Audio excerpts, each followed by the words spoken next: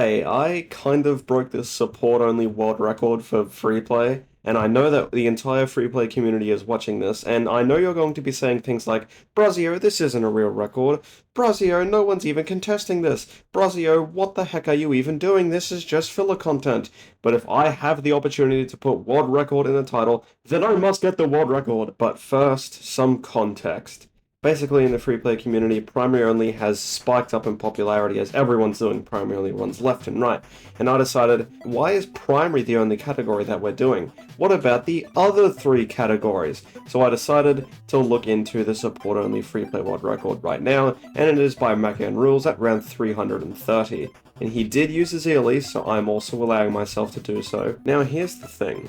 Round 330 with the money-making category and the money-needing hero that can defeat fortified bads. That's not really that good. I mean, with BRFs and overclocks, you can farm tens of millions of dollars. Macan farmed not tens of millions of dollars, and he kind of gave up and didn't really do that well in Ezili rebuying. I mean, his micro skills, I know he is able to do so, and yet Prime Macan is dead, and now we're left with a soulless husk who only does bad boss videos. I'm kidding, Macan. Of course I love your videos. Everyone use code Macan Rules in the BTV6 item shop. Please don't sue me. And now I'm going to get back to the thing that everyone's been thinking about. Happy New Year, everybody! It is now 2026, and I failed all of my subscriber goals last year. Like, I had 0 channel growth. It was sad.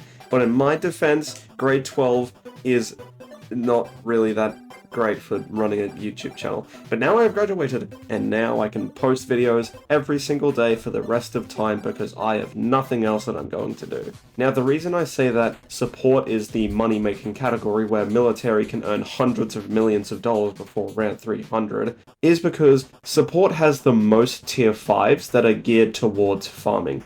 I mean, there's like 6 or 7, I'm not kidding, those are the actual numbers, amount of tier 5s that either directly make money or in some way, shape or form contribute to money generation. So Ultra Boost or Overclocks can increase the rate of farms, Monkeyopolis not only makes money but also buffs other towers, so on, so forth, blah blah blah.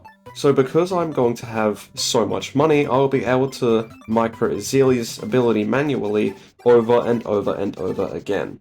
The reason I will do this is because Ezili is arguably the best hero for free play, and if I'm going to have millions of dollars, I want to be able to use it. I mean, just take a look at Macan's run, where after round 200 he stopped farming. Wait, what? Did he actually?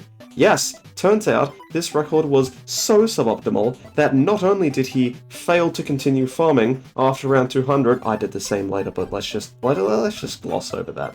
He also called this, on round 328, Ezili Micro, not even using the hotkeys on his keyboard, and using his mouse to... Oh. This is the slowest Ezili Micro I have ever seen in my entire life. He is averaging 1 ability per 60 minutes. Ezili Micro my ass. Anyways, taking a break from the YouTube beef with a creator that is 30 times my size, probably not a good idea, Brazio.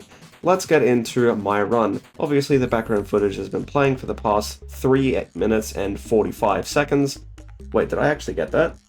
Yeah, I was a few seconds off, close enough. My farming is going pretty well, and I'm using overclocks on every single one of my banana research facilities. Now, technically, the best way to get money here is to ultra boost every single one of my BRFs, but am I going to put actual effort into my videos? Heck no!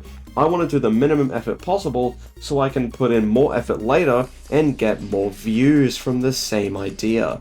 It's 3-dimensional chess, you see, except 3-dimensional chess is normal chess, and I realize that if I try to release the same video over and over again, people are going to click on it less and less, and I'm going to lose subscribers. And actually, speaking about that, please subscribe, because I am trying to hit 10,000 subscribers this year. Now, I had ambitions to do this in 1 month in December of 2025, and I will admit, that was pretty dumb, but I've given myself an entire year this time, so I should be able to achieve this goal. I've been going on generational side tangents in less than 5 minutes. How is this possible? I have no idea. But let's actually talk about the aim, because I think that's what gaming YouTubers do. In the early game, as you could see, I just used the basic bank into Monkeyopolis with a few balloon traps here and there, and eventually I got the Banana Central, which may or may not be a good farming tower, I'm still not sure, and after ultra boosting it and filling the map with BRFs, I overclocked all of them and gave them 204 village buffs. I didn't have to add the jungle drums, but I felt like it. And after farming for all the 100s, at round 200, instead of stopping farming like some people I can mention, I instead replaced every banana research facility with central markets, which is definitely not the play, as they make nowhere close to as much money, but I saw this as doing better than Mac and Rules and considered this good enough. I decided at round 292, for some reason that you couldn't pay me to explain, I was done farming and I sold all of my central markets with a solid $24 million. This is a lot more than Mac and Rules, and unlike Mac and Rules, I am going to be actually microing Ezili with, the hotkeys on my keyboard.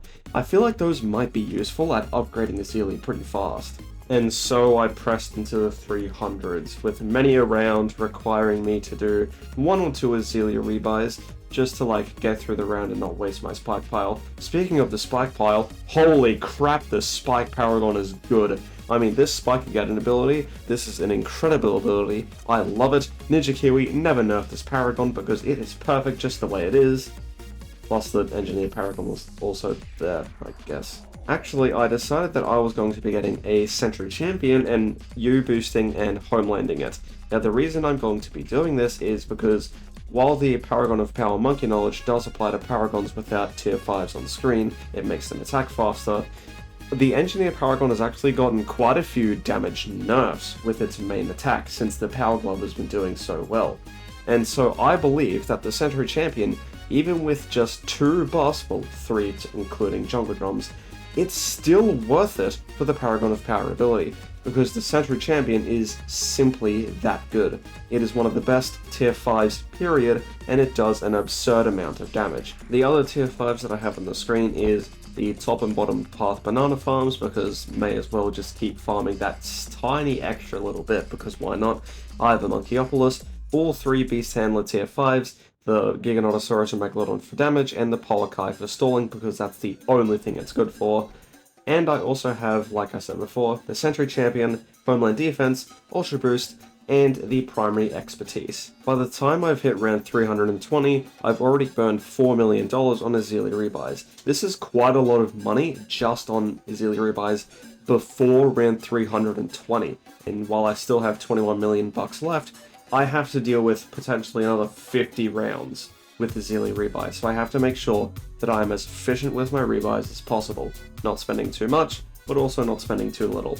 Rest in peace, my monkey money wallet. By round 330, the same round that Mac and Rules died to, I have $17.5 million left, which means I spent another $4 million on Ezili rebuys in the 320s. I put most of the blame on rounds 328 and 329 because they were evil. By round 340, which is 10 rounds after Mac and Rules' previous record, I have burned through another $5 million. Wait, that number's increasing. This can't be good. That's right. I am spending more and more money on Ezili rebuys because the bads are getting tougher and tougher, and there's more of them being spawned every round. Round 350. I have barely over $3 million. This means I spent $9 million on the 340s. I will admit, my Ezili micro wasn't optimal. I may have used her hex ability a few too many times, but the fact that my money got cut into quarters from the 340s to the 350s is an incredibly bad sign. This means I'm going to have to start selling my tier 5 towers to make sure that I have the money to Ezili rebuy. And if you're doing Ezili rebuy free play and you have to start selling your defense because you don't have the money to, then you know that you're pretty cooked. And at round 356, after over 7 hours of total playtime, I finally defeat round 356 with a measly $60,000 remaining. And the only towers that I have left that I can sell that aren't Paragons are my tier 5 banana farms, the Sentry Champion, the Homeland Defense, and the Monkeyopolis. I am done for. Round 357 is nowhere close to being beatable with the amount of money that I have. Now, of course, I can go back to the 200s and just keep on farming. Theoretically, I could still keep farming into the 300s with my BRF overclock setup, but that is a lot of things to be doing at once, and I don't really feel like microing everything at the same time. Now I could technically use tech bots for the overclocks on the BRFs, but I don't have that much monkey money. And so round 357 is where the new support-only Freeplay record stands today. Is this a legitimate record? Absolutely not. I did this purely for views and for clickbait. So get clickbaited. You are now obligated to subscribe to my YouTube channel and get me to 10,000 subscribers because I then will feel happy at last. Anyways, that's going to be it from me for this week. See you next week for another dumb, stupid video that I decide to put out. Watch it if you want to, I don't really care. Goodbye.